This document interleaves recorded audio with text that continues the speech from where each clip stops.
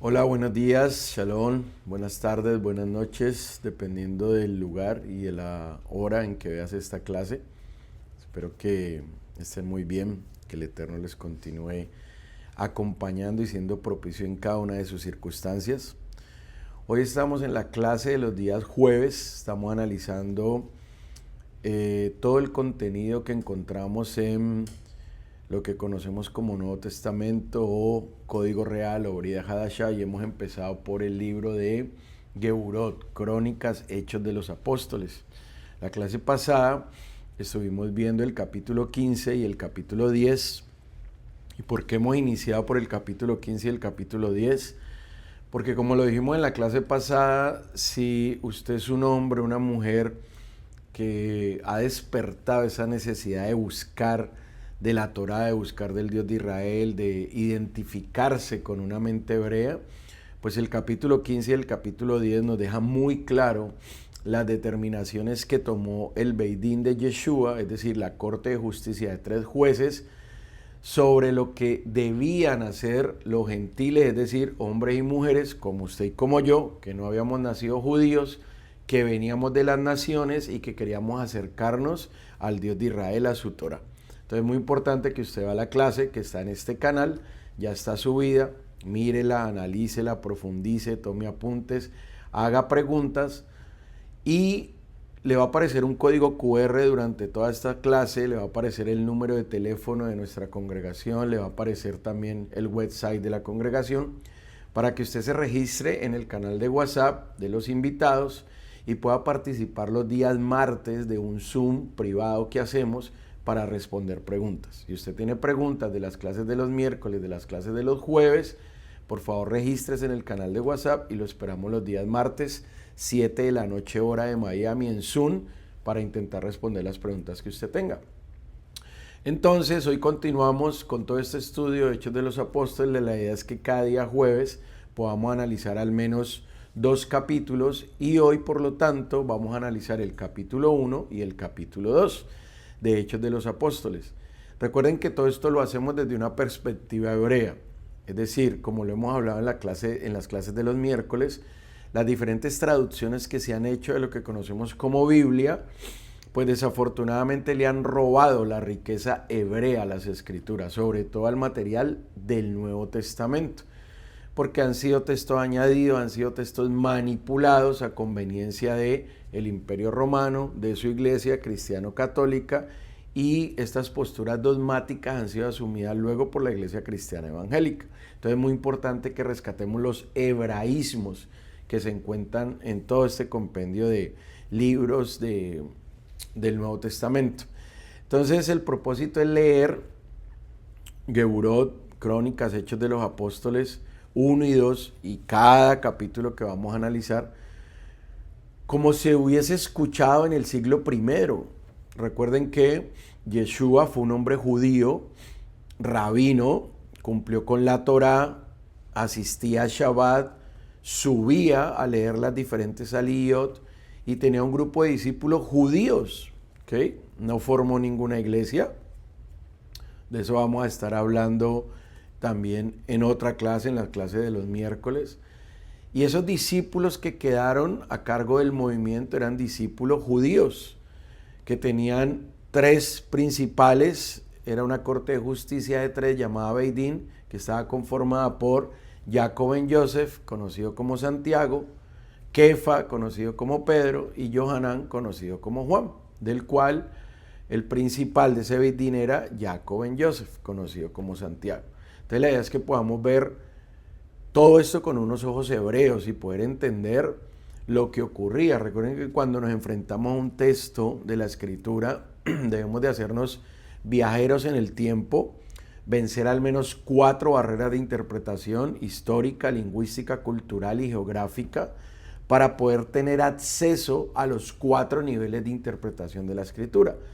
Si no hacemos esto, sino que lo hacemos desde la emocionalidad, pues vamos a tener enseñanzas muy lindas, muy inspiradoras, muy motivacionales, muy emocionales, pero quizás muy alejadas del contexto académico en el cual se debe entender. Entonces, lo que ocurría en este siglo primero, en este Jerusalén y en este Israel de los discípulos de Yeshua, pues eran movimientos judíos, no existía ninguna iglesia, no existían movimientos religiosos que no tuvieran relación con el judaísmo. Y es lo que debemos de saber, porque el primer capítulo y el segundo capítulo de Hechos nos muestra un marco, un contexto de las fiestas que están establecidas en la Biblia, en la Torá, en el libro de Baikra, capítulo 23, por ejemplo. Entonces, los discípulos de Yeshua siguen la orden de su maestro de esperar en Jerusalén. Tenían que esperar algo específico. ¿Qué era lo que tenían que esperar? Algo que en el mundo occidental se tradujo como Pentecostés, por las traducciones, vuelvo y le repito, del hebreo al griego, del griego al latín, del latín al alemán, del alemán al inglés, al español, y nos ha llegado, en una muy buena intención, nos han llegado libros que tienen un contexto completamente distante de un contexto hebreo, ¿no? Entonces, realmente lo que ocurría en este Jerusalén del capítulo 1, del capítulo 2, era que los discípulos de Yeshua estaban esperando en la ciudad amada que ocurriese algo. ¿Y qué era lo que iba a ocurrir? Pues la segunda fiesta. ¿Cuál es la segunda fiesta de peregrinación? Shavuot. La primera es Pesa. Dentro de Pesa tenemos Hat Hamasot, panes sin levadura. Empezamos el conteo del Omer. El conteo del Omer es contar 7 semanas, 49 días para llegar a ese día 50, y ese día 50 se conoce como Shavuot. Shavuot son semanas. Y fue traducido como Pentecostés por la relación numérica de la palabra, así fue traducido. Y existen movimientos cristianos evangélicos que adoptan, por ejemplo, este nombre, pensando que es correcto, cuando realmente lo que hay detrás es una fiesta escritural, una fiesta dada por el Creador, que es Shavuot. Entonces, se ha dicho desde el mundo cristiano, tanto católico como evangélico, que estos capítulos, el 1 y el 2, lo que hacen es eliminar a Israel. Eliminar a Israel. Y es el nacimiento de la iglesia, ¿no? También vemos la presencia divina activa en forma de Ruach. Pero el mundo cristiano católico y el mundo cristiano evangélico lo enseñó como Espíritu Santo, tercera persona de la Trinidad. Y es cuando debemos de rescatar todos estos contextos hebreos y saber que la Shejinah, la presencia divina del Eterno, ha estado presente a lo largo de toda la historia de la humanidad, pero tiene o asume diferentes formas. Por ejemplo, en Bereshit, en Génesis, fue Ruach. Cuando salieron o salimos del desierto, fue columna de fuego, fue nube de gloria. Cuando, por ejemplo, se va a inaugurar el Mishkan con el servicio sacerdotal, lo vimos en la Parashá Shmini, esa presencia divina se activa en este mundo físico, pero en forma de fuego consumidor. Y ahora, en todo este contexto del capítulo 1 y el capítulo 2 de Hechos de los Apóstoles, vemos esa Shejinah, esa presencia divina, nuevamente en forma de Ruach, ¿ok? Insuflándose en los discípulos de Yeshua para despertar en ellos dones y talentos. Entonces, debemos de entender todo el Nuevo Testamento, pero haciendo referencia específica a este capítulo 1 y este capítulo 2, debemos entender o intentar entender todo este contexto desde su raíz hebrea, porque si lo entendemos desde su raíz hebrea, se cambia absolutamente el significado de todo el relato. Es muy importante. Entonces, ¿qué vamos a hacer? Vamos a intentar hacer un paralelo siempre en estos análisis de la lectura cristiana tradicional, tanto católica como evangélica, y la lectura hebrea, o el énfasis cristiano y el énfasis hebreo, para que intentemos notar la diferencia. Entonces, si usted va y analiza y lee el capítulo 1 y el capítulo 2, se va a encontrar con diferencias muy profundas. Si lo lee, si lo entiende desde una perspectiva cristiana, o si lo lee o si lo entiende desde una perspectiva hebrea. Porque Hechos capítulo 2, el mundo cristiano te va a decir que es el nacimiento de una nueva religión, de una iglesia separada de Israel. Usa el término Pentecostés como si fuera una categoría cristiana, nueva, autónoma. Enfatiza en la experiencia de la tercera persona de la Trinidad llamada Espíritu Santo. Enseña las lenguas como una señal nueva y desconectada completamente del contexto hebreo. Si tú lees ese mismo capítulo 2 con una lectura hebrea, con unos ojos hebreos, pues vas a ver hombres judíos en Jerusalén esperando una promesa que su maestro Yeshua les dio. Entonces, con unos ojos hebreos vas a reconocer la segunda fiesta de peregrinaje, que es Shavuot, o la fiesta de las semanas y las primicias. Entonces, todo este relato se ubica en el templo, porque aún había templo. Nos ubica en una fiesta específica, que es la fiesta de Shavuot. Por favor, revisa Vaikra, Levítico capítulo 23, para que te des cuenta de todas las citas, de todas las fiestas que el Creador ha puesto, que no son exclusivas del pueblo de Israel, son citas de Él, que Él ha puesto a disposición de los que quieren acercarse. Vamos a ver cómo toda la diáspora judía, es decir, todos los judíos que estaban en el mundo, como es costumbre, subían a Jerusalén, porque existen 3 fiestas de peregrinaje: Pesa, Shavuot y la última Sukkot, la de las cabañas. Entonces, ¿qué hacía cada judío durante ese tiempo de fiesta? Subía a Jerusalén, porque todo giraba en torno al templo. El templo era el ombligo espiritual del pueblo de Israel. Y todo judío, donde quiera que estuviese, pues venía a Jerusalén para este tiempo de fiesta.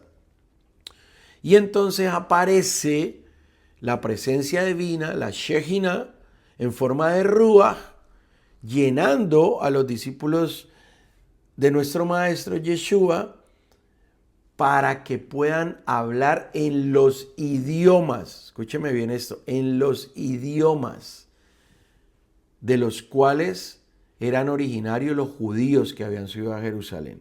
¿Por qué? Porque muchos judíos no sabían hebreo, había nacido en la diáspora, como ocurre hoy en día. El judío tiene que aprender hebreo porque ha nacido en la diáspora.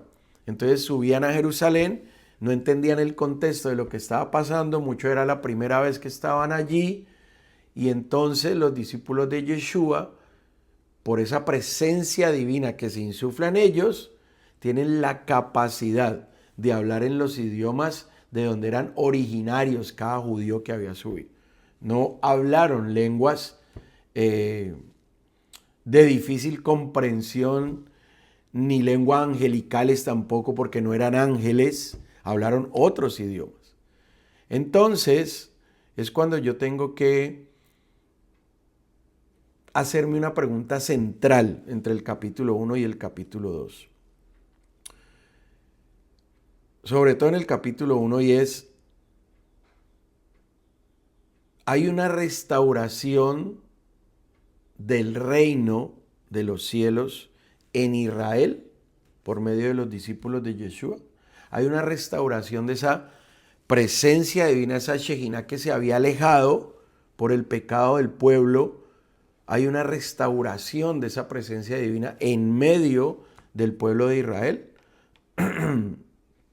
Inmediatamente, al yo analizar desde un contexto hebreo, pues me voy a dar cuenta que en ese capítulo 1, los discípulos preguntan por el reino para Israel, no por la fundación de otra religión. No están hablando de crear otra religión. Están hablando de el reino de los cielos, presente, haciéndose activo, esa Shejina, esa presencia divina, haciéndose activa para el pueblo de Israel. Y Yeshua en ningún momento reprime la expectativa del reino, solo que corrige los tiempos. Y aparece una promesa maravillosa. Si ustedes leen el capítulo 1, verso 8 dice, recibiréis poder cuando haya venido sobre vosotros la Rúa Jacodes y me seréis testigos al mismo tiempo que en Jerusalén, también en toda Judea, en Samaria y hasta lo último de la tierra.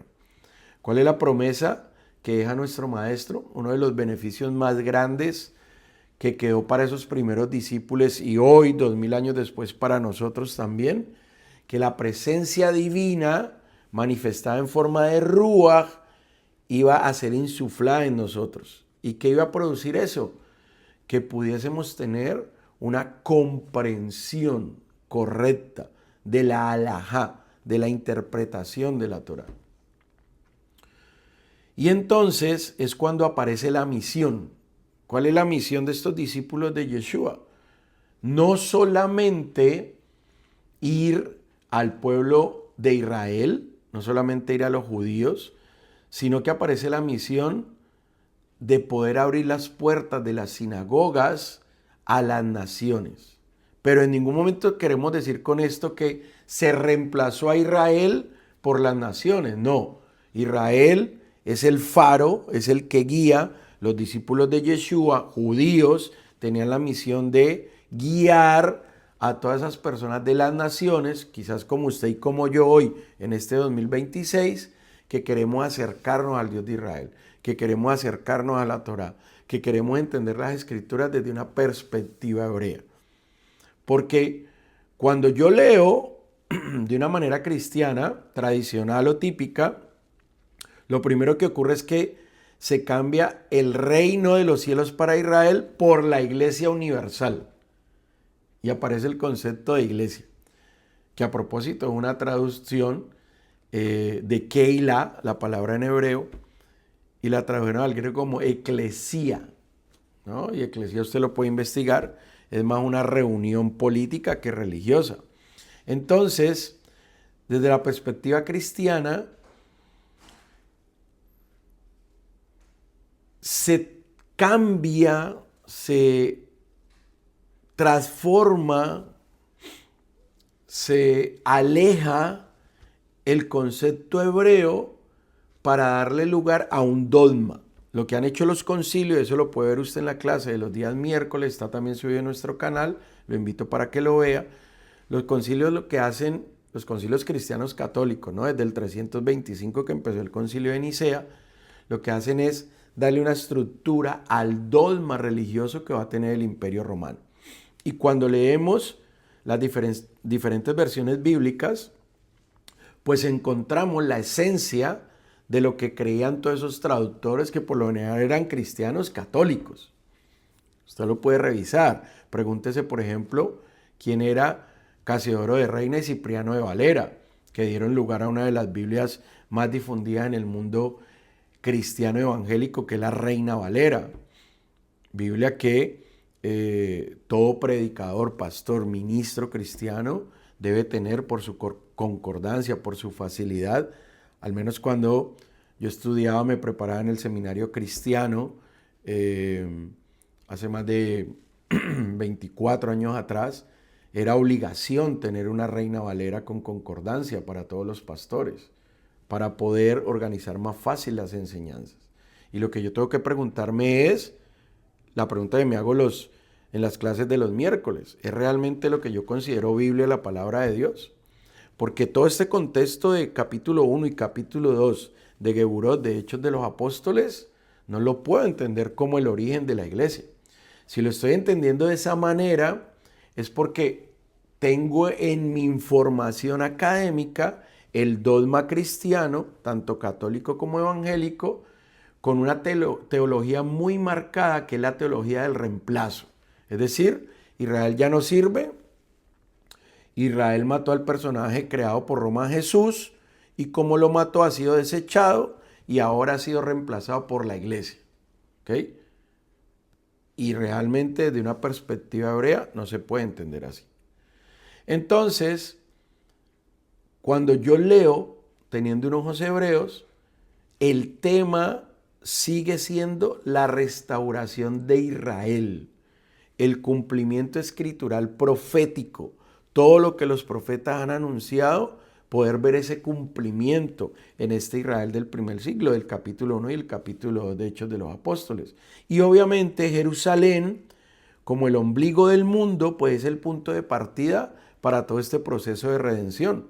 Entonces vamos a encontrar temas como el reino, el Mashiach y las naciones, los de las naciones que desean, que hacen un esfuerzo para adherirse a este plan de salvación.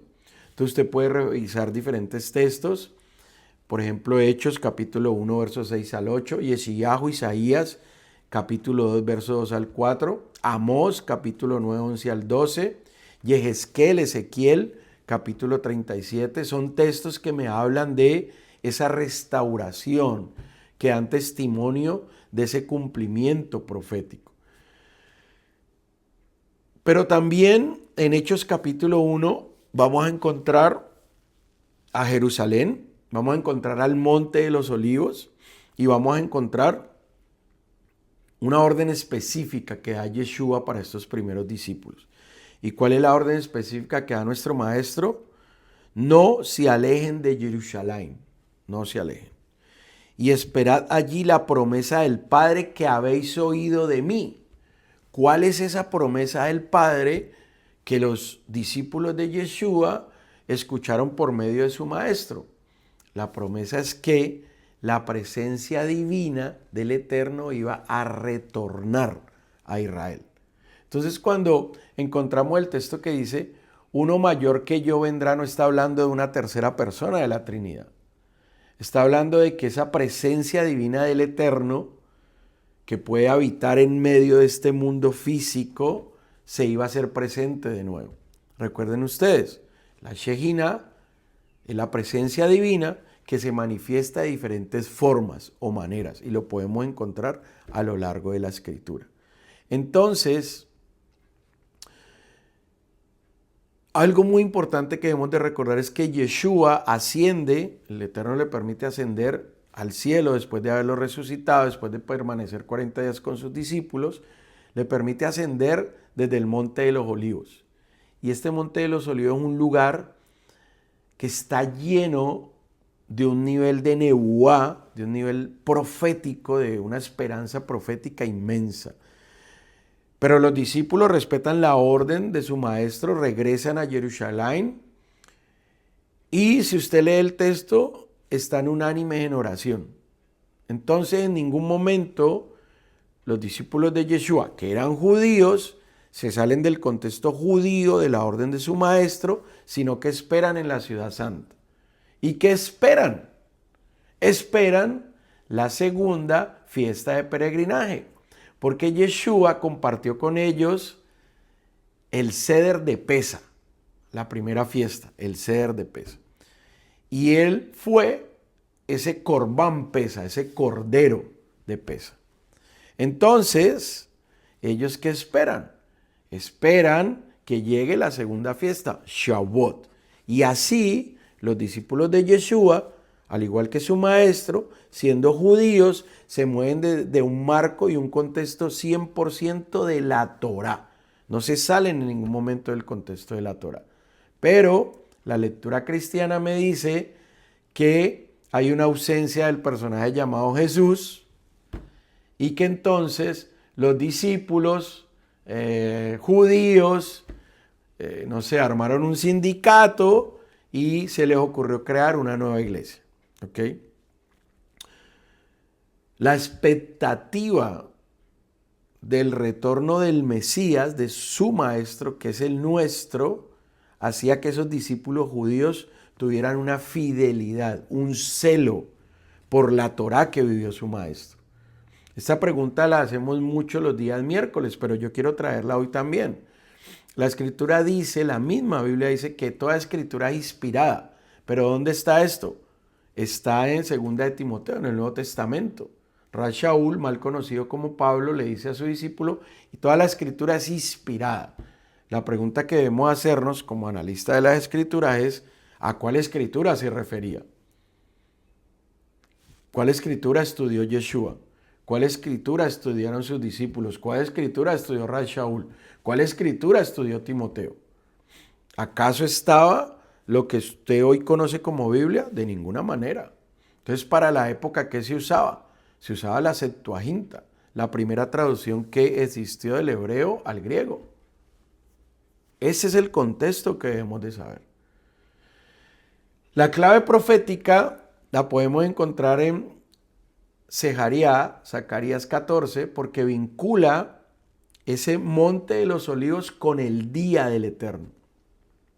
Eilel Lucas, en este libro maravilloso que nos dejó como memorias, hechos, crónicas de los apóstoles, pues nos muestra la continuidad que existe entre Yeshua, quien recibió la corona más grande que un hombre pudiese recibir al ser catalogado Hamashiach, y entonces por esa grandeza de su servicio, este libro en el capítulo 1 y 2 me muestra esa continuidad que sigue existiendo entre Yeshua Hamashiach, Jerusalén y la esperanza de Israel.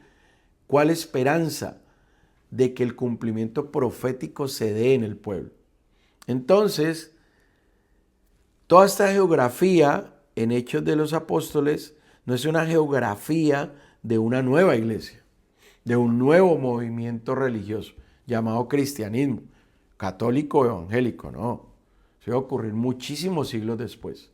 Y iba a empezar con todo su contexto de dogma en el Concilio de Nicea del año 325. Es decir, estamos hablando de que 290, 280 años después de el último discípulo de los primeros de Yeshua, se da un dogma de una nueva religión.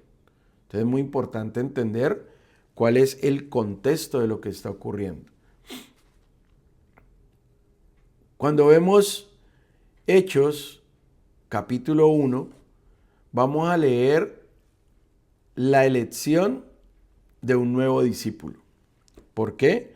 Pues porque recuerden ustedes que desafortunadamente hubo un discípulo que entregó a su maestro, tenía que ser así proféticamente, pero hay la elección de un nuevo discípulo.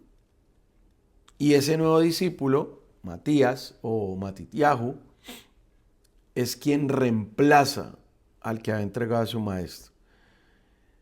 Todo el centro pasa a ser la eficiencia del liderazgo, o sea, el liderazgo que iba a tomar este movimiento judío de Yeshua, que todos eran judíos, seguían siendo judíos, creían en la declaración más grande que hay en Devarim, el Shema Israel, donde dice que el Eterno es uno solo, sin segundo.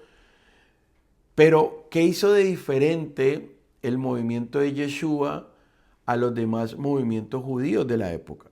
Porque habían fariseos, habían saduceos, y lo que hizo el movimiento de Yeshua fue esperar las órdenes de su maestro, estar unánimes, estar presente en la fiesta de Shavuot y recibir esa presencia divina, que era una promesa. ¿Y para qué les sirve recibir esa presencia divina? Pues para poder enseñar la Torá en los idiomas de los judíos que procedían de cada nación. Les sirve también para poder que las señales que siguieron a nuestro maestro estuviesen con ellos. Y por ejemplo, después vamos a ver a Kefa, donde dice que la sombra de Kefa sanaba. Entonces vemos cómo esa presencia divina permite que los discípulos de Yeshua puedan tener una conexión más especial con el Eterno, con la Torá. Entonces, si yo leo desde una perspectiva cristiana, miro cómo se pierde todo el simbolismo de las 12 tribus, se aleja todo lo judío, me empiezan a inducir con interpretaciones de que aquí aparece una nueva iglesia, pero si yo leo desde una perspectiva hebrea, yo me voy a dar cuenta cómo ese número 12 de los discípulos de Yeshua apunta a la plenitud de Israel, porque eran 12 tribus. Veo cómo los emisarios representan el futuro profético de esas 12 tribus. Y antes de Shavuot, que en Shavuot lo que recordamos es la entrega de la Torá, pues queda muy claro el testimonio de que la restauración profética de Israel se va a llevar a cabo. ¿Y cuál es la restauración profética de Israel? Pues de que, como ustedes lo saben, o si no lo saben, recuérdenlo, o si no, investiguenlo, Israel fue una sola nación hasta el rey Shlomo, hasta Salomón. Pero luego de Shlomo, Israel se divide en dos reinos, el reino del norte y el reino del sur. El reino del norte, conocido como la casa de Israel, o los efraínitas, y el reino del sur, conocido como la casa de Judá. El reino del norte, 10 tribus, desafortunadamente es exiliado completamente por el imperio asirio y es esparcido en todo el imperio y se conoce como las 10 tribus perdidas de la casa de Israel.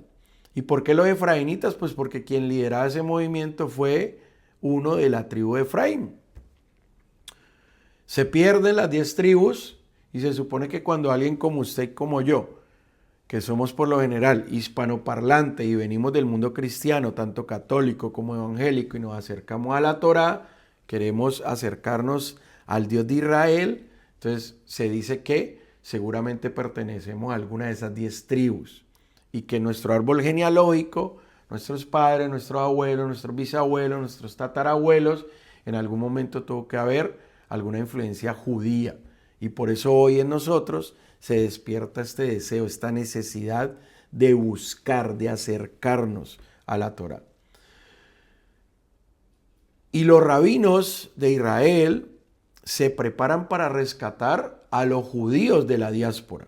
Es decir, hoy en este 2026, y lo hemos hablado aquí en la Florida con varios amigos conocidos judíos, y ellos nos dicen es que los rabinos se preparan para rescatar a los judíos que se han asimilado, es decir, judíos que han perdido su identidad y se convirtieron en católicos, en cristianos, pero que vuelven nuevamente a su originalidad.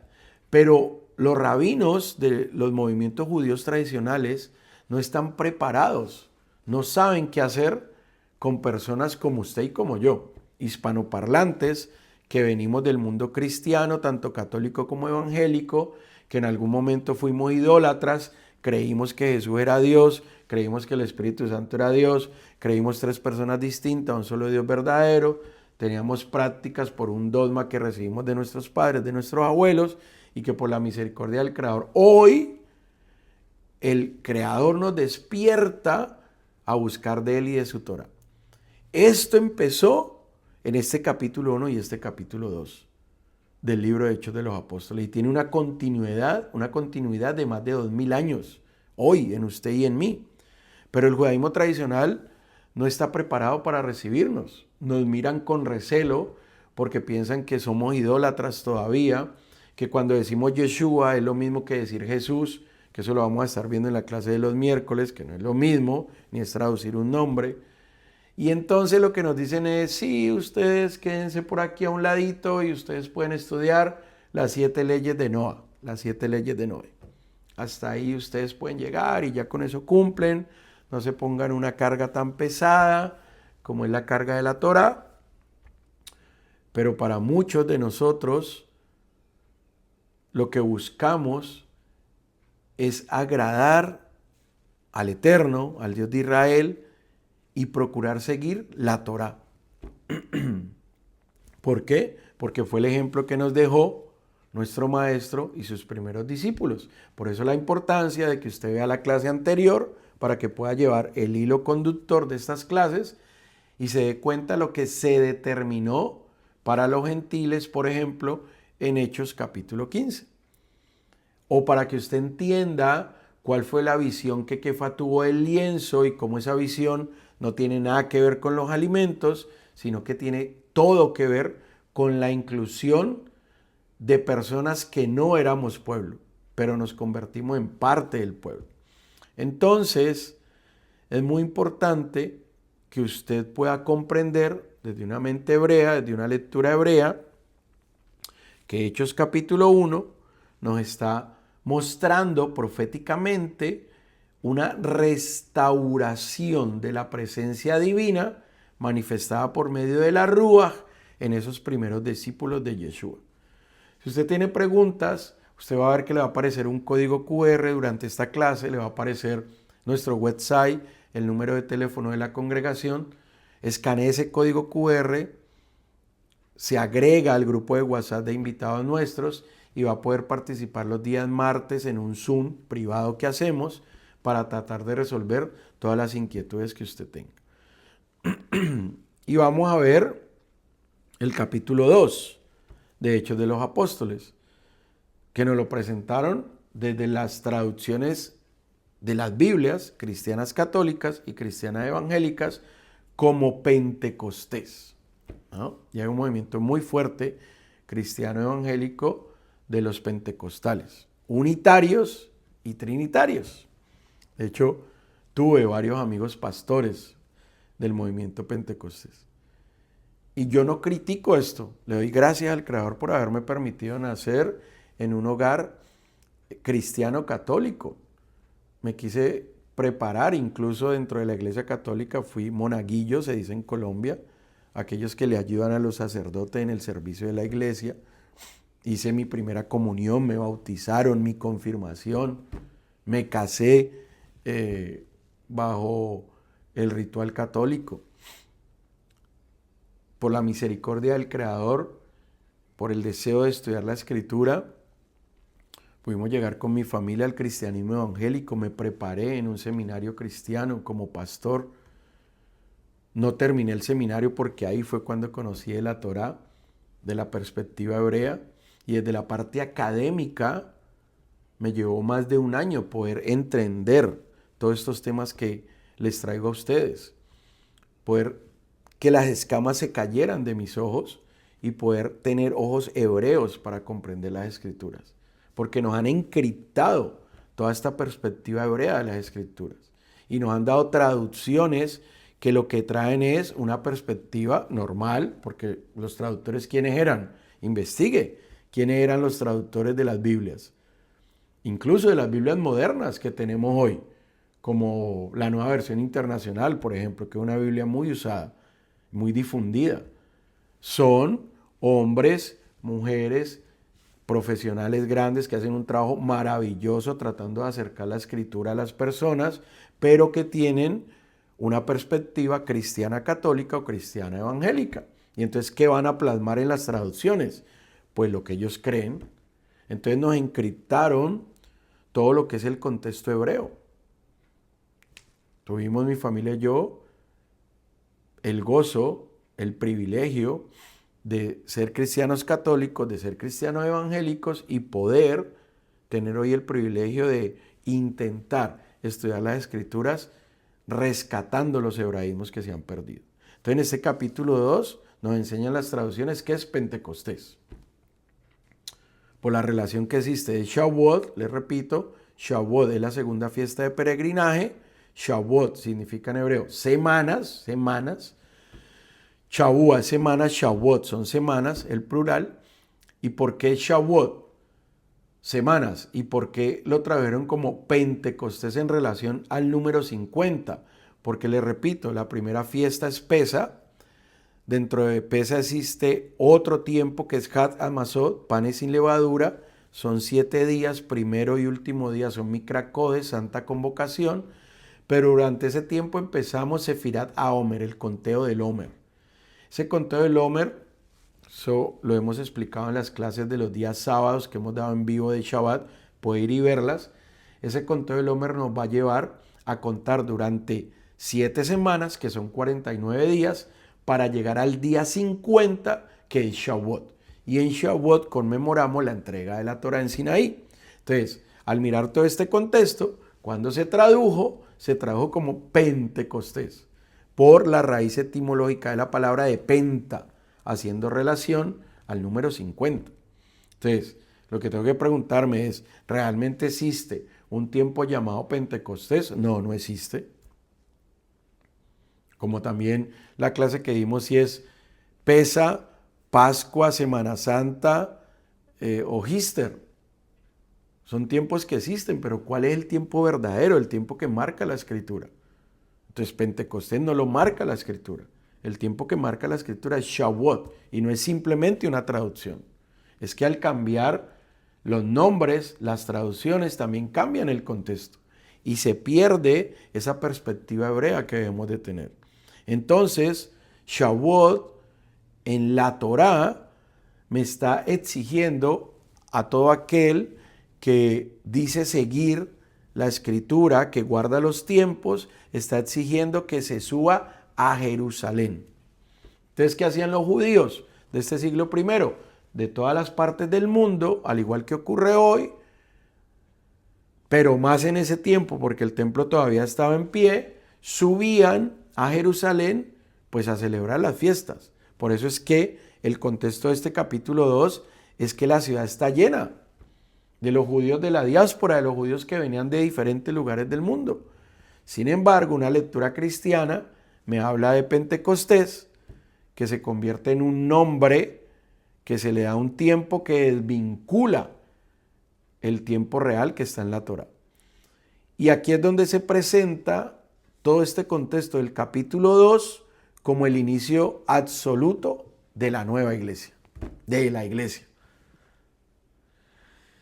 Y bueno, no sé si a usted le enseñaron esto, ¿no? Déjeme en los comentarios, por favor, si a usted le enseñaron que este capítulo 2 marcaba el inicio de la nueva iglesia. Es muy válido desde una lectura cristiana, pero es completamente alejado de una lectura hebrea, de una mente hebrea, de un contexto hebreo. Entonces se olvida completamente que Shavuot es la segunda fiesta de peregrinaje. Y se habla de un momento maravilloso que se le coloca como título Pentecostés y se habla del inicio de la iglesia. Entonces, como Shavuot es donde recordamos esa entrega de la Torá en Sinaí, pues es la cita perfecta para que la presencia divina en forma de Ruaj se derrame sobre los discípulos de Yeshua. ¿Por qué? Pues porque si ustedes recuerdan el Sinaí, todo lo que ocurrió fue algo impresionante, sobrenatural, un evento nunca antes visto. Se pudo escuchar audiblemente la voz del Creador. Relata la Torá que había fuego, truenos, un contexto impresionante, sobrenatural, de la presencia divina de la Shejinah, y por eso Shavuot es una cita perfecta para que esa presencia divina se manifieste nuevamente. Y por eso Yeshua da la orden en el capítulo 1 a sus discípulos de que esperen en Jerusalén. La promesa, ¿cuál es la promesa? De que esa presencia divina nuevamente se va a derramar en los corazones, en las vidas de esos discípulos de Yeshua. Y entonces vemos cómo en Jerusalén se reúnen todas esas tribus de las cuales les he hablado cuando se dio la división, esas tribus esparcidas, vuelven. ¿Y por qué vuelven? Vuelven todos los judíos de diferentes lugares del mundo, que judío es una expresión para hablar solamente de la tribu de Judá, pero vuelve todo israelita de cualquier lugar del mundo, de todas las regiones del mundo, y vuelve específicamente ¿cuándo? En 3 tiempos específicos: Pesach, Shavuot y Sukkot. El capítulo 2 me está hablando de un tiempo específico que es Shavuot. Entonces usted puede revisar Vaikra capítulo 23, verso del 15 al 21, o Devarim, Deuteronomio, capítulo 16, 9 al 12, o el 16, y ahí va a encontrar más de todo este contexto. Pero Hechos capítulo 2 me habla también del acontecimiento como tal, ¿no? Y el acontecimiento como tal es algo que desde las traducciones y desde el mundo cristiano, más evangélico que católico, se le ha dado una magnitud, un simbolismo, un significado y un contexto dogmático diferente. Y es el tema de las lenguas. Entonces, desde la lectura cristiana tradicional, se enfatiza mucho en este milagro de hablar en lenguas. Se lo puede ver entre comillas. ¿Y por qué lo ponemos entre comillas? Porque desde una perspectiva cristiana puede entender hablar en lenguas como una prueba de espiritualidad. Entonces no se menciona el listado de las naciones, no se interpreta que israelitas de todo el mundo venían a Jerusalén por la segunda fiesta que está consignada en la Torá, que es Shavuot, segunda fiesta de peregrinaje, sino que se habla de un milagro. ¿Y cuál es el milagro? Que hablaron en lenguas. Y muchas denominaciones cristianas, sobre todo evangélicas, no católicas, porque usted no ve ningún sacerdote en misa, y confírmenme esto los que han sido cristianos católicos, al menos en el tiempo que yo fui cristiano católico, nunca vi ningún sacerdote en una iglesia católica en misa hablando en lenguas, hablando ramba, tamba, no. Es más una línea dogmática del cristianismo evangélico. Y algunas denominaciones cristianas evangélicas exigen o enseñan que se deben aprender, digamos, repeticiones extrañas, que incluso llaman como lenguas angelicales, y que los miembros que pertenecen a esa línea, como dogma, deben aprender esas lenguas para poder probar que tienen una espiritualidad. Entonces, esto es un dogma de la Iglesia Cristiana Evangélica. Sin embargo, desde una perspectiva hebrea, lo que aprendemos es que hay un listado de originalidad de naciones de donde provenían los diferentes israelitas. Entonces vemos que venían y que eran de partos, medos, elamitas y otros, es decir, que nos está mostrando toda la diáspora judía que subía a Jerusalén por la segunda fiesta de peregrinación, y cada uno escucha las maravillas del Eterno, de la Torá, de lo que implica esta fiesta. Cada uno escucha las maravillas en su propia lengua, es decir, en su idioma. Por eso dice el capítulo 2, verso 5, habían judíos hospedados para entonces en Jerusalén, varones piadosos de todas las naciones bajo el cielo. Y al escucharse tan fuerte estruendo, se juntó la multitud y estaban confundidos, porque cada uno les oía hablar en su propio idioma de origen, que es lo que ha sido traducido como lenguas. Y estaban atónitos y maravillados diciendo, mirad, ¿no son galileos todos estos que hablan? ¿Cómo pues les oímos nosotros hablar cada uno en nuestro idioma donde nacimos? Partos, medos, elamitas, y los que habitamos en Mesopotamia, en Caldea, en Capadocia, en el Ponto y en Asia, en Frigia y en Panfilia, en Egipto, en las regiones de África, más allá de Cirene, y romanos aquí residentes, tanto judíos como prosélitos, cretenses y árabes, les oímos hablar en nuestros idiomas las maravillas de Eloa.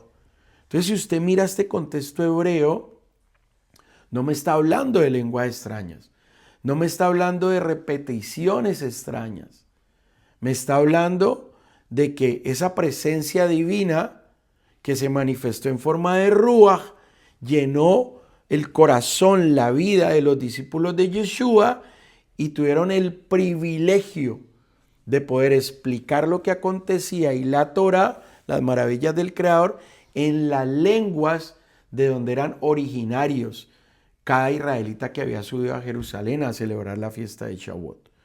Entonces, miren cómo cambia si yo leo con unos ojos cristianos o si yo leo con unos ojos hebreos y busco desencriptar todo este contenido que hay en textos tan maravillosos como el capítulo 1 y el capítulo 2 del libro de Memorias, Crónicas, Hechos de los Apóstoles. Porque todo esto apunta a la reunión, a la reunificación, a la restauración del pueblo de Israel, no a la confusión. Es decir, el capítulo 2 es anti-Babel. Recuerden que Babel lo que ocurrió fue que se confundieron las lenguas, los idiomas. Y entonces, ¿por qué en ese capítulo que me habla de Babel, la interpretación cristiana, sobre todo evangélica, no dice que fue que hablaron en lenguas angelicales o en otras lenguas? No, estamos hablando de idiomas. Entonces, esta reunión del capítulo 2 es una reunión en medio de la segunda fiesta de peregrinación, que no es Pentecostés, sino Shavuot, donde venían todos los israelitas de la diáspora a Jerusalén, porque es un mandato subir a Jerusalén en este tiempo, y los discípulos de Yeshua tienen el privilegio de que la presencia divina del Eterno se manifiesta en forma de Ruach y les permite hablar en los idiomas originales de donde provenía cada uno. Miren cómo cambia el contexto. Entonces, estas lenguas que encontramos en Hechos capítulo 2 son inteligibles, son públicas, son misionales. Me están hablando de la misión que tenían esos discípulos de Yeshua. El Ruach, la presencia divina manifestada por medio de Ruach, habla por medio de los discípulos de Yeshua, le habla a ese Israel que estaba congregado, que venía de las naciones, y le empieza a hablar de las maravillas de la Torah y de ese maestro judío, rabino, llamado Yeshua, que cumplió como Mashiach. Porque ustedes van a ver en el capítulo 2 el discurso de Kefa. ¿Y quién es Kefa? Miembro del Beidín de Yeshua. ¿Qué es un Beidín? Corte de justicia de 3 jueces. ¿Cuáles eran esos 3 jueces? Kefa, llamado Pedro, Yohanan, llamado Juan, y el principal del Beidín, que era Jacob ben Yosef, conocido como Santiago. Y entonces, si ustedes miran el capítulo 2 desde el verso 14, van a encontrar que Kefa empieza a hablar. Y entonces dice, entonces Kefa, poniéndose en pie, con los 11 alzó la voz y les habló diciendo, varones judíos y todos los que habitasen en Jerusalén, esto os sea notorio y oíd mis palabras. Porque estos no están borrachos, como vosotros suponéis. Siempre tiene que haber alguien que cree esta cizaña. Entonces ya estaban diciendo que como los discípulos de Yeshua estaban hablando en estos idiomas, entonces estaban embriagados, estaban borrachos. Y Kefa lo aclara. Ellos no están borrachos, puesto que apenas estamos en la hora tercera del día. ¿Cuál es la hora tercera del día? Si la primera hora es aproximadamente las 6 de la mañana, de 6 a 7, 1, de 7 a 8 y de 8 a 9. Aproximadamente estamos hablando de las 9 de la mañana. Entonces era muy temprano para que estos estuvieran embriagados. ¿Qué es lo que dice Kefa? Que lo que están viendo es un cumplimiento profético que quedó consignado en el libro de Joel, donde dice, y en los postreros días, dice Eloa, derramaré de mi ruaj, de mi espíritu, sobre toda carne, y vuestros hijos y vuestras hijas profetizarán, vuestros jóvenes verán visiones, vuestros ancianos soñarán sueños, y de cierto sobre mis siervos y sobre mis siervas, hombres y mujeres, en aquellos días derramaré de mi ruaj, de mi espíritu, y profetizarán, y daré prodigios arriba en el cielo y señales abajo en la tierra, sangre y fuego y vapor de humo. El sol se convertirá en tiniebla y la luna en sangre, antes que venga el día del Eterno, grande y manifiesto. Y todo aquel que invocar el nombre del Eterno será salvo. Esta profecía, consignada en el profeta Joel, empieza a tener su cumplimiento este día de Shavuot del capítulo 2, con los primeros discípulos de Yeshua. Y es una profecía que no terminó ahí. Es una profecía que tiene cumplimiento posterior también. Entonces es muy importante que entendamos que no es Pentecostés, que es Shavuot, que no fue el movimiento o el nacimiento, perdón, de un nuevo movimiento, de una nueva iglesia, que no estaban formando una iglesia, que no hablaron en lenguas o en repeticiones extrañas, ni en lenguas angelicales, porque no eran ángeles, eran hombres judíos, discípulos de un maestro judío, rabino, porque se refieren a él las escrituras como Rabbi, como Ribi, mi rabino. Y es un cumplimiento profético este capítulo 1 y este capítulo 2. cumplimiento profético en los discípulos de Yeshua. Y es cuando la promesa que el Creador hizo por medio de Yeshua se cumple en ellos.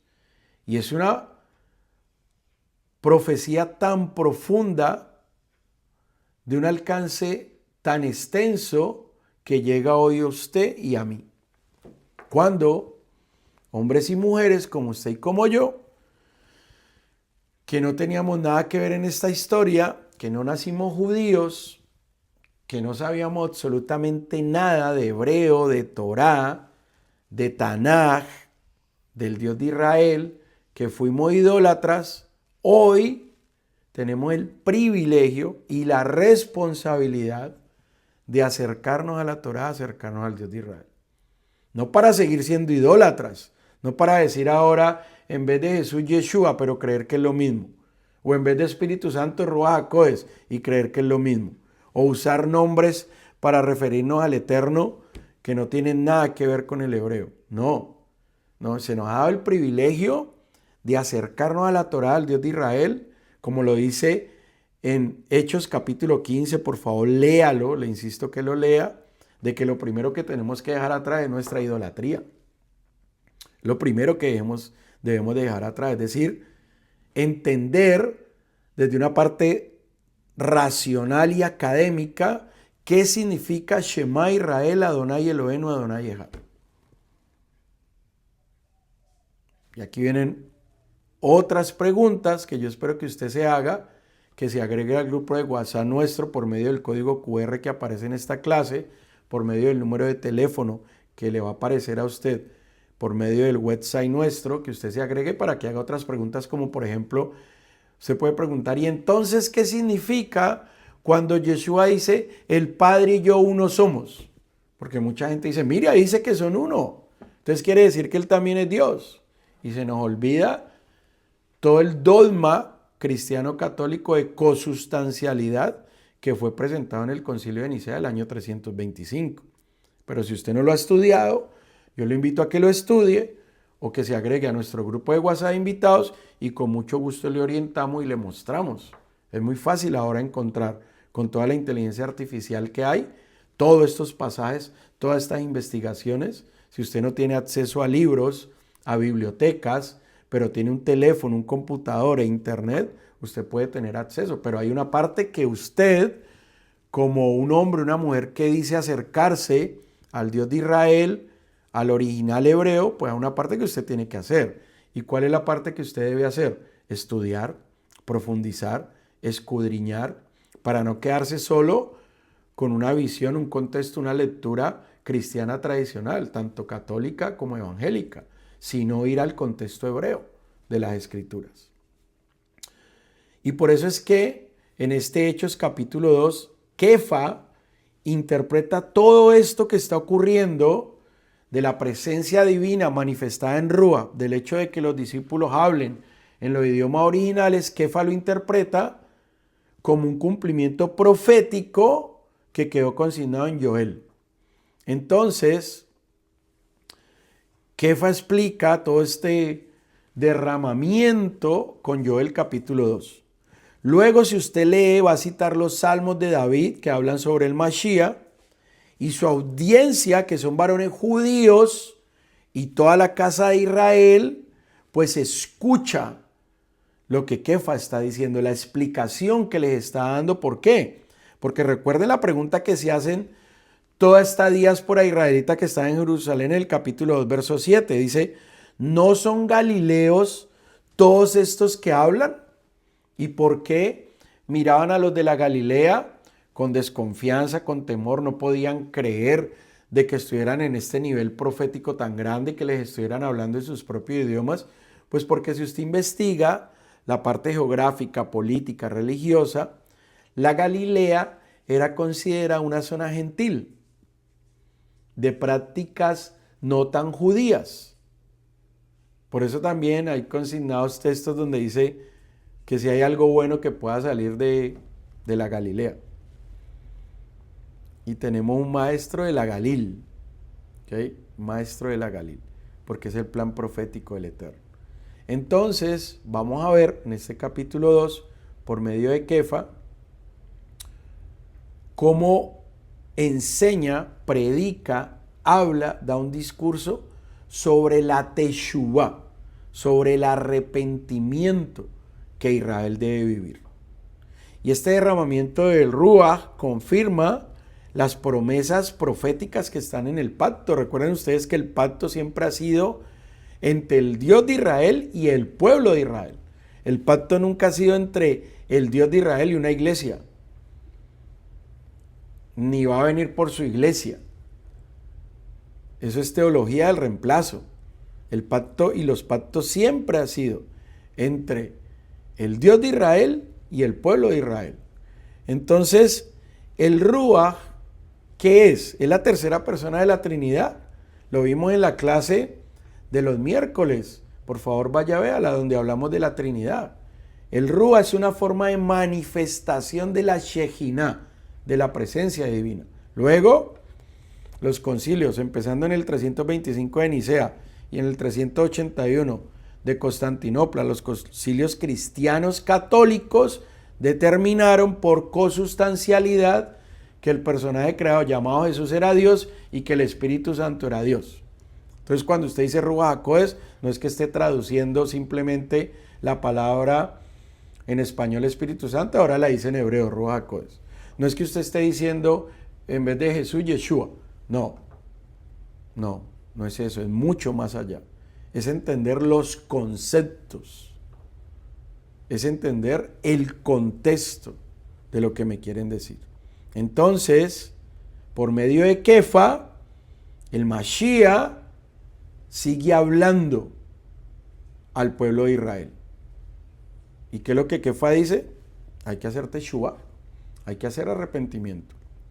Entonces, Hechos 2 me habla de teshuvá, de la midbe, que ya vamos a hablar de eso de la midbe, y me habla de 3000. Entonces, cuando yo leo con ojos cristianos, leo esos 3000 como una conversión a una nueva religión. Entonces se convirtieron los primeros 3000. ¿A qué se convirtieron? Pues dependiendo si usted es cristiano católico, a la iglesia católica, o si usted es cristiano evangélico, a la iglesia evangélica. Iban el domingo a misa. No, es descontextualizar las escrituras. Para esta época no había ni siquiera Nuevo Testamento. No existía la iglesia católica, ni cristiana ni evangélica. No era el domingo el día del Señor. Todo esto ocurre con los concilios. Pero también con unos ojos cristianos voy a entender un tema que es muy judío, lo voy a entender como un nuevo dogma. Y ese nuevo dogma es el bautismo. El bautismo, desde unos ojos cristianos, es una nueva práctica que incluso desde el mundo cristiano evangélico se discute si debe ser en el nombre de Jesús o debe ser en nombre del Padre, el Hijo y el Espíritu Santo. Y ese bautismo aparece como un nuevo ritual en el mundo cristiano y se usa este nuevo ritual como otro artículo más en la ruptura definitiva que tiene el mundo cristiano católico 300 años después, en esa ruptura que tiene con todo lo que tiene que ver con el judaísmo. Si yo leo con unos ojos hebreos, voy a encontrar judíos piadosos en Jerusalén que están respondiendo a un mensaje sobre el Mashiach. Y la midbeh es, para que ustedes me entiendan hoy, como una piscina, como una alberca, pero no de aguas estancadas, sino de agua que siempre está corriendo, fluyendo, donde se hace una inmersión. Eso se llama tevilá, la inmersión se llama tevilá. Y entonces, lo que se está proponiendo en todo este texto del capítulo 2 de Hechos de los Apóstoles es que se purifiquen por medio de ir a la midbeh, al baño ritual, hagan la inmersión, que se conoce como tevilá, para poder pasar a una nueva condición, a una condición de purificación espiritual y poder reconocer que Yeshua es el Mesías prometido a Israel, al menos como Mashiach ben Yosef, como siervo sufriente, es decir, como cumplimiento profético de Yeshayahu 53, Isaías 53. Entonces el proceso de tevilá, de inmersión, con unos ojos hebreos, no es bautismo.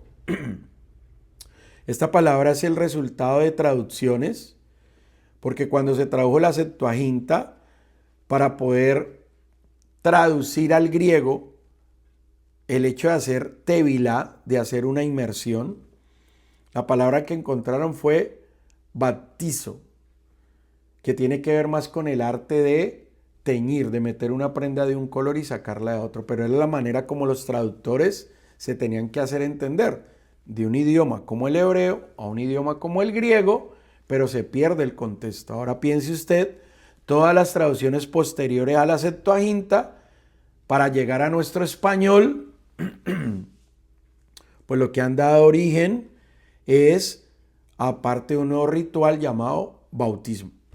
¿Okay? Entonces, estos 3000 son primicia de un nuevo inicio dentro del pueblo de Israel, de 3000 que no se están convirtiendo a ninguna religión, que siguen siendo parte del pueblo de Israel, que creen que el Eterno es uno, que siguen la Torá, pero que ahora, al ver lo que está ocurriendo en este capítulo 2 de Hechos de los Apóstoles, reconocen que un hombre, rabino, Yeshua, cumplió como Mashiach. Y entonces van a la Mizbe a hacer una tevilá que se conoce como la tevilá de Mashiach, donde se reconoce que Yeshua es HaMashiach. ¿Y cuál es la conclusión general que podemos tener de estos capítulos maravillosos, capítulo 1 y capítulo 2? Pues si tú lees con ojos cristianos, ves Pentecostés en vez de Shavuot. Ves el nacimiento de una nueva institución llamada Iglesia cristiana, católica o evangélica. Ves una ruptura total con Israel y ves lenguas extrañas, confusas, llamadas incluso angelicales, pero no prestas atención a la diáspora judía.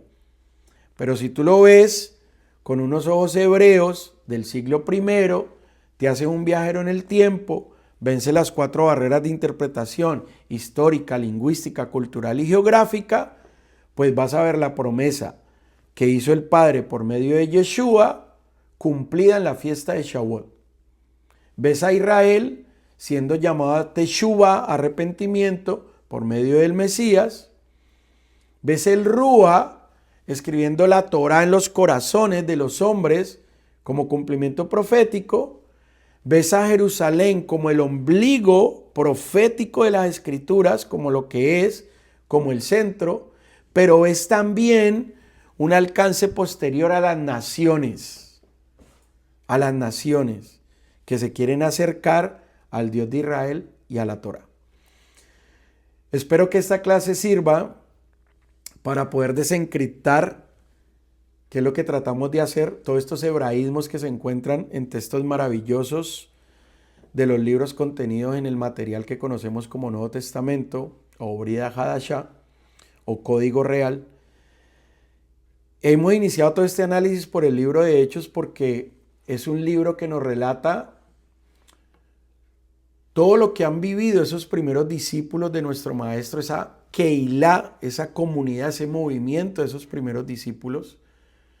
Y empezamos en la clase pasada por el capítulo 15, porque yo sé que al igual que nosotros, hombres y mujeres hispanoparlantes que venimos del mundo cristiano, católico y evangélico, pero que nos acercamos al Dios de Israel y a su Torá por medio de un hombre, Yeshua, que creemos nosotros cumplió como Mesías ben Yosef, siervo sufriente, y retornará como Mashiach ben David, como rey, como habla el Talmud, de ese Mesías que tiene 2 misiones, siervo sufriente y rey. Sé que usted al creer esto, al buscar esta verdad, tiene dudas, no sabe cómo acercarse. Y en la buena intención, muchos movimientos cristianos acercándose al hebreo, a la Torá, al Dios de Israel, manifiestan que ya no es Jesús, pero es que es Yeshua, que ya no es Espíritu Santo, sino que es Ruach HaKodes, pero que siguen siendo una Trinidad y que siguen siendo uno con el Dios de Israel. Algo que es completamente alejado de los hebraísmos, del concepto escritural correcto. Así que yo espero que esta palabra cumpla su cometido, que no vuelva vacía. Les recuerdo que puede registrarse en nuestro grupo de WhatsApp por medio del código QR del número de teléfono de nuestro website para que participe los días martes, 7 de la noche hora de Miami, en un Zoom que hacemos para responder preguntas sobre las clases de los miércoles y de los jueves. Si este contenido es de valor para usted, espero que le dé me gusta, no se vaya sin darle me gusta, que active las notificaciones, que se suscriba al canal y que comparta este link con personas que quieren, que buscan, que desean, que se ha despertado en ellos la necesidad de comprender las Escrituras con una mente hebrea. Shalom, buen día, buena tarde, buena noche para todos.